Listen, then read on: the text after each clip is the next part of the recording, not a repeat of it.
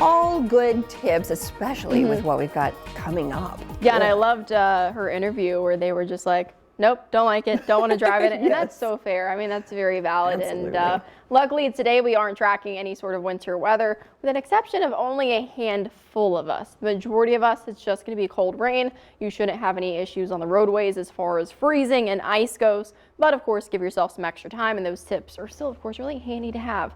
Check in this morning over on Carbondale. Not much going on. It's very quiet, which is really nice. Enjoying the quiet time while it's here. That's not a common pattern we're going to see the next couple of days and even into this afternoon.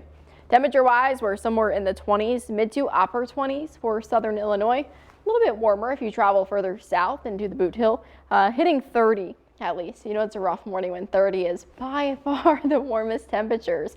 You factor in the wind chill, and of course, it's not too far from the temperatures, but it's not on the comfortable side, right? Some of us feeling like the teens this morning, like Cape Girardeau. So make sure you bundle up, grab the extra layer, grab a sweatshirt, grab a sweater, that kind of thing. But then on top of that, just get a raincoat as well. We're tracking some showers by this evening. If you're in Missouri, definitely grab a raincoat, because when you go on your lunch break later, there's a really good chance you're going to run into some of those showers.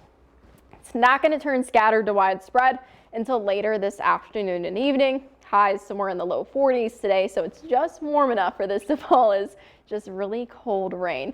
Kind of unfortunate. Rain does return today. Cold rain sticks around tomorrow. I'm going to keep saying the word rain. Rain is what we're expecting the next 24, 48 hours, okay?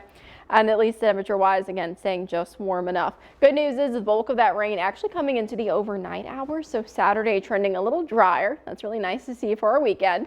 Second disturbance coming late Monday into Tuesday. That's the one that has the potential for snow. It's not a guarantee quite yet. I'll show you exactly what I mean in just a moment, but right now tracking that low. It's off to the west. We're seeing a lot of rain associated with that, extending all the way just about from Wichita down towards Houston, Texas. Cloud cover this morning. Out ahead of that, we're not going to see the rain chances begin until about lunchtime. Again, that's what I was saying. And when you're on your lunch break, you're over in Poplar Bluff, Sikeston, or Kennett, you're going to want that rain jacket. The rest of us begin to see rain chances move in by this afternoon and evening, and it can be pretty heavy at times. There's that wintry mix to our far western counties. Possibly seeing that wintry mix kind of come into play. It shouldn't be any major impacts, and it doesn't last very long. This could be at least impactful, right? If you're out tonight, have some Friday night plans, there can be some really heavy pockets of rain embedded within this. Look at the timing. This is midnight, so a lot of this coming into the overnight hours.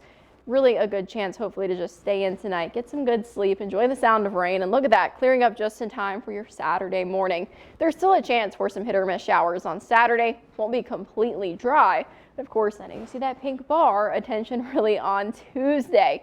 So get that Storm Track 3 app. It's really going to be handy to have. Take radar on the go in case we do get any watches or warnings.